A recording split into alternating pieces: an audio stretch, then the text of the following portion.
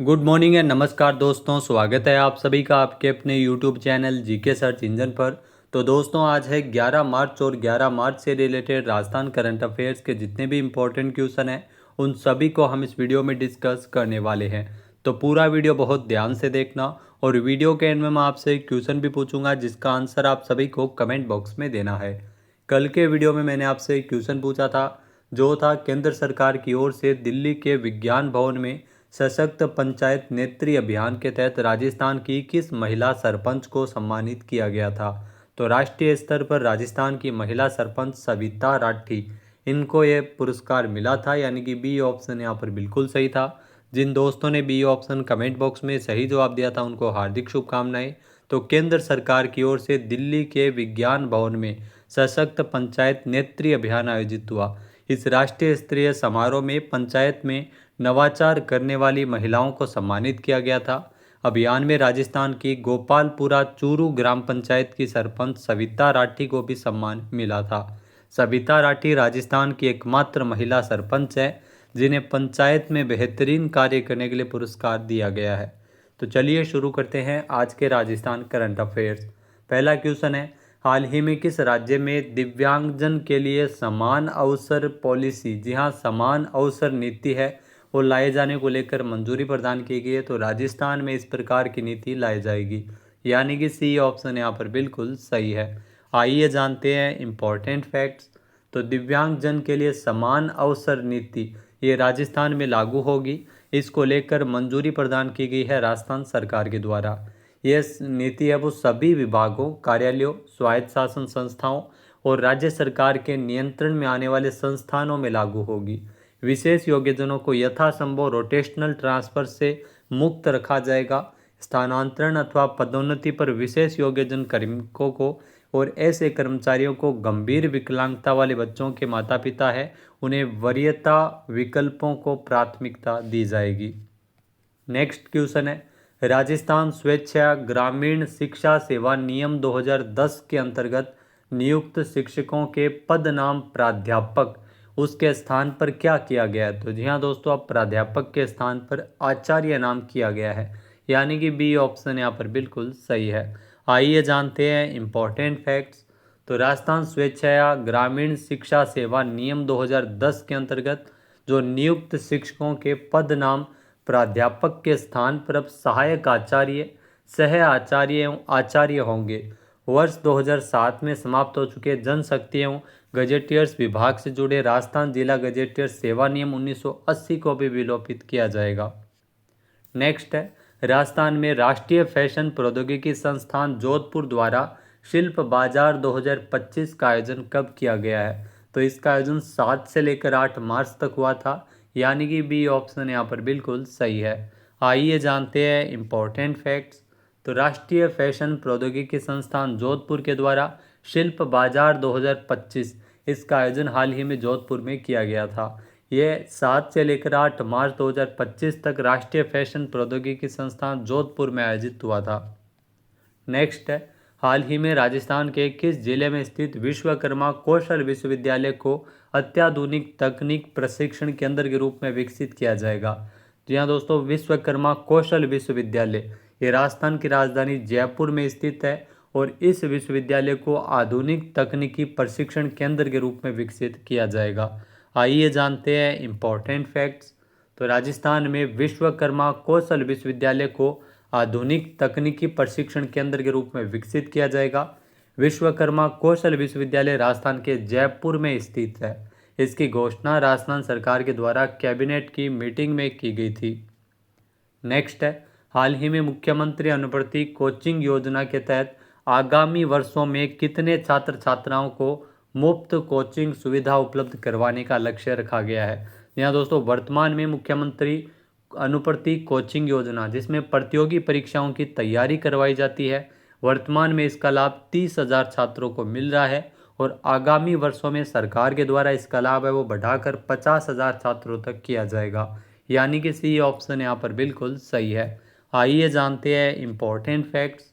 तो इस योजना से अक्सर एग्जाम में क्वेश्चन पूछा जाता है कि मुख्यमंत्री अनुवर्ती कोचिंग योजना का संबंध किससे है। तो आपको ध्यान में रखना है प्रतियोगी परीक्षाओं की तैयारी से इस योजना का संबंध है। तो ये सामाजिक न्याय एवं अधिकारिता मंत्री राजस्थान में अविनाश गहलोत ने 10 मार्च को विधानसभा में जानकारी दी कि मुख्यमंत्री अन्नप्रति कोचिंग योजना के तहत वर्तमान में 30,000 छात्र छात्राओं को मुफ्त कोचिंग सुविधा उपलब्ध करवाने का लक्ष्य है, जिसे आगामी वर्षों में बढ़ाकर 50,000 तक किया जाएगा।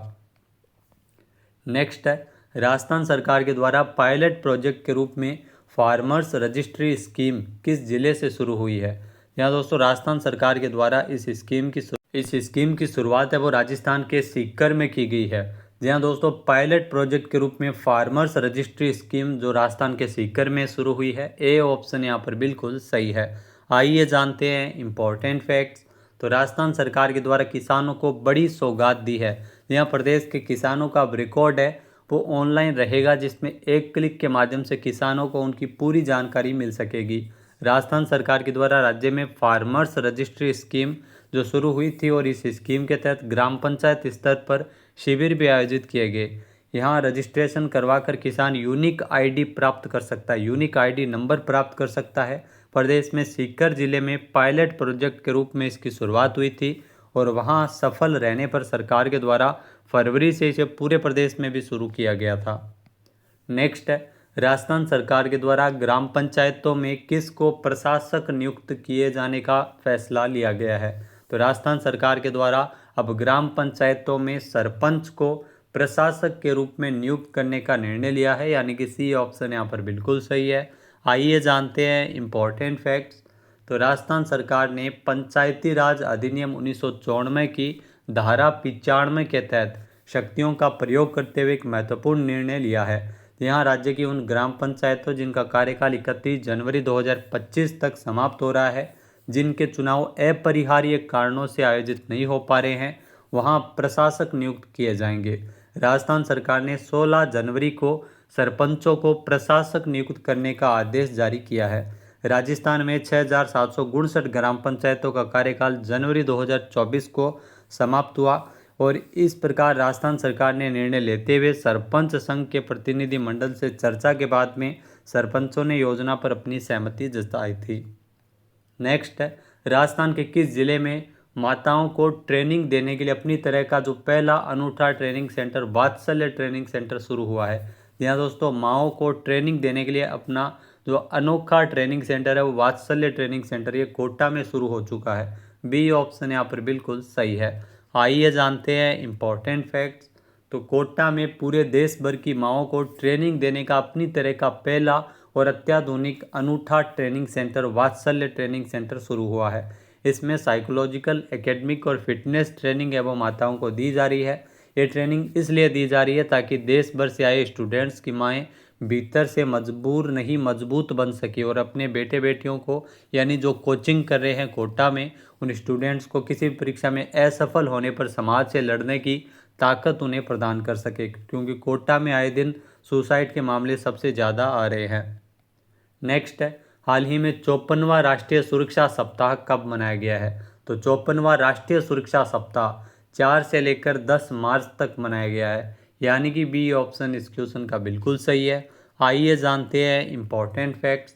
तो 54वां राष्ट्रीय सुरक्षा सप्ताह जो 4 मार्च से लेकर 10 मार्च तक मनाया गया।